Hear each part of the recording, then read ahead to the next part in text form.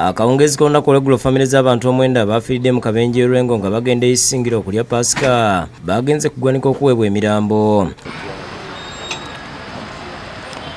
Kwabaddeko aba Francis Bale abadde akulira abayunga amazzi mu kitongole kya National Water and Sewerage Corporation ku ttabi ly'e Bwayise eyafudde ne mukyala we Mase Nakaweesa. Kwabaddeko ne Wiikirifu Kabugo mukoddomi wa Bale muliraana we Joseph Serunkuuma nabo abafiiridde mu kabenje ke kamu. Abalala abaafudde ye Chris Ntege abadde engineer mu Uganda Breweries Limited, mukyala we Cindy Butesi n'abaana baabwe babiri okuli Jaden Ntege ne Gianna Ntege. David Kiramu kubazze kugwanika okukima emirambo gy'abagenzi yakkaatiriza nga bano bwe babadde bagenda okulya Pasika eyisingiro nga bwe badde enkola yaabwe okukyaliragana ku nnaku enkulu.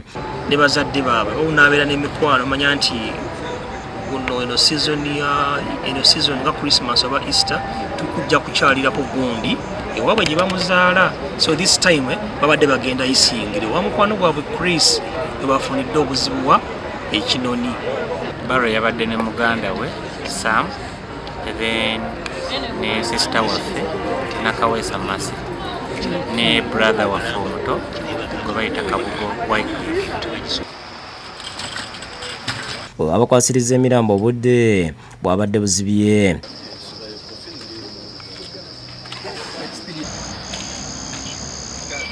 Download the app on App Store or Google Play Store now.